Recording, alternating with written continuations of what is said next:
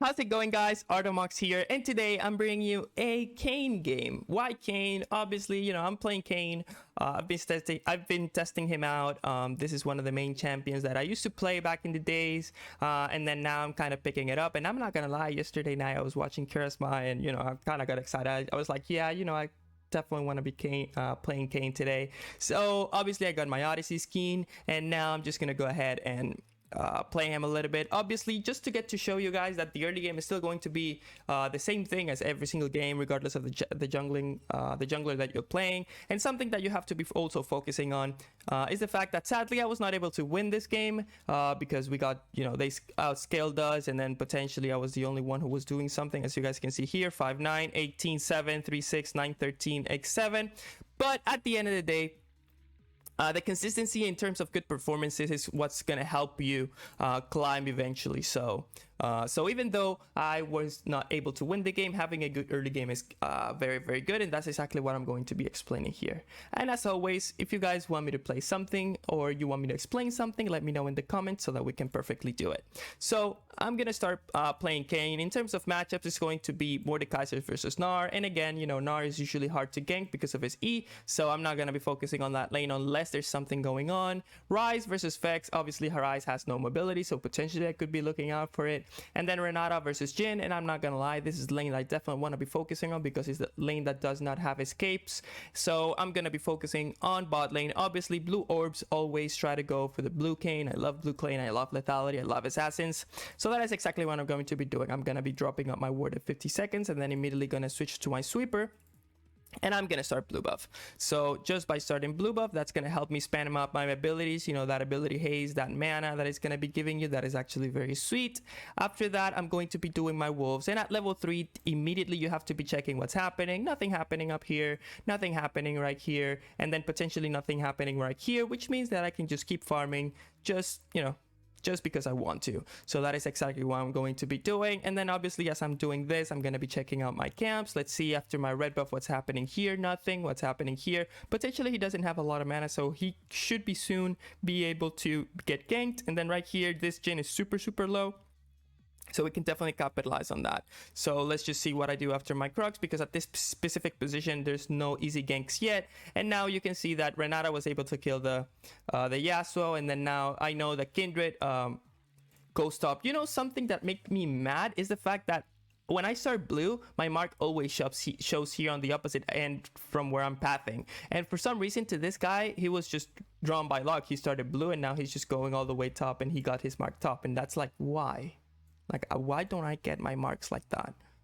Kind of tilty, but that's completely fine. I'm gonna go ahead and get this Scuttle Crab. I kind of want to gank mid lane, but at the end of the day, he's still almost full HP, even though he doesn't have mana. So I still have some time in, right? So I still can do stuff.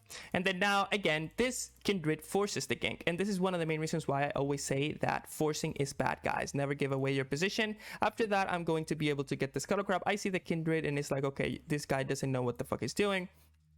And now I'm immediately going to go ahead and start getting those juicy blue orbs. He's going to try to flash away. I have my E, and I'm going to end up flashing so that he doesn't get the plant. I'm going to be able to get that kill. I'm going to check for raptors. I'm going to check for grump. There's nothing I can farm. There's nothing I can go for. I'm going to help this Vex push because she was telling me to do it, and then immediately go back towards my grump. At this point, I could definitely make the first back. I like to back with Serenic Deck plus a longsword, but hey, I'm already there, so why the fuck not? So I'm exactly gonna go for raptors again. Boom, boom, boom. And then at that point, I see that this Ryze technically playing a little bit too aggro, so I'm kind of want to show some presence over there. I kind of see right here that Renata starts moving. Notice how if I put, we're blue, right? Yeah, we're blue. Notice how Renata's moving on the map. She's gonna go up, she's gonna take the ward down, and then immediately all of a sudden she keeps going up, and then only Jhin is in lane, which tells me that potentially around here something could be happening. So just like that, I'm going to go ahead and check because I don't really know what's happening. I see that they're trying to do dragon. It's like, you know what, you guys cannot do dragon. I'm truly sorry about that. And then immediately they kind of want to try, but it's like, no guys, you cannot do it. I kind of want to do it now. And then now we're just looking at it. I kind of want to back. They kind of want to bait. They think they can get the pinch. Right flashes in, and it's like, okay, that's when you are fucking up. So at that position on, we see this. Swain and Yasuo want to go for the Kindred. After that, he's able to get the Swain. After that, we are able to get the Renata too. And then all of a sudden, the dragon that they thought was theirs, it was mine. So notice how just because Kindred wanted to force 2 plays at the same time, potentially, not that at the same time, but 2 plays. The first one was the gank mid lane that was not existent, and now he wanted to forge dragon. Now he's getting punished, and he's just falling behind just because of that.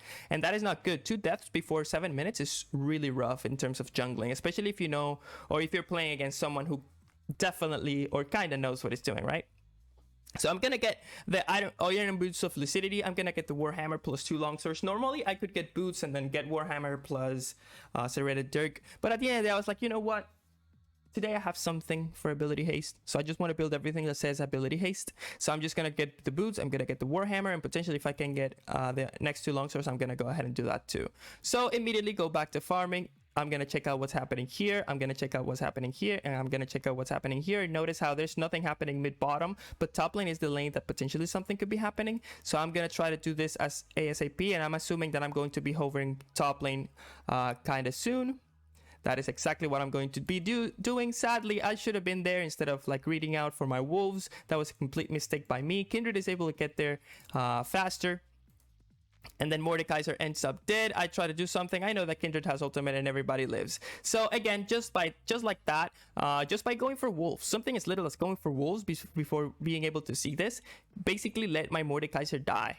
So I should not have done that. That was a big mistake, guys. Again, lane awareness and minimap awareness should definitely always be in a good position. So right here, boom, I am able to kill Rise because he's playing super aggressive. I don't know what the fuck is wrong with that guy. I'm gonna help this Vex push. I see that Kindred is again up top, so I'm gonna take this ward down. I know that Mordekaiser are already disengaged, and it's like, okay, you know, if you don't want to do anything, I'm gonna go ahead and take the Scuttle Crab, take the Kindred's Gromp, and then just run away. I have my Raptors, I have my Red, I have my Crocs, and if you see bot lane, potentially there's something that could go down there, but again, you have to be really efficient with your time still.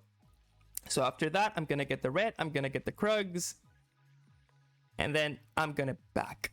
So that basically concludes relatively the early game, as you guys can see, because I already got my first item plus longsword, and then I already got my transformation. But let's just spread it out for one more play. You know, let's just go ahead and get the Grump, and then now I see Kindred trying to go for it. Bro, you're 2 levels down. You don't really know what you're doing.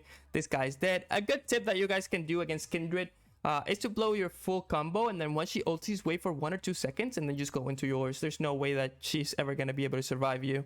So right here, we kill the Kindred, we kill the Rise, and at that point on, it's just game over for the Kindred. Obviously, as I said, it's not game over in terms of the game because I was not able to close it out because of some mistakes that I made. But at the end of the day, if you guys want the explanation from that, just let me know in the comments.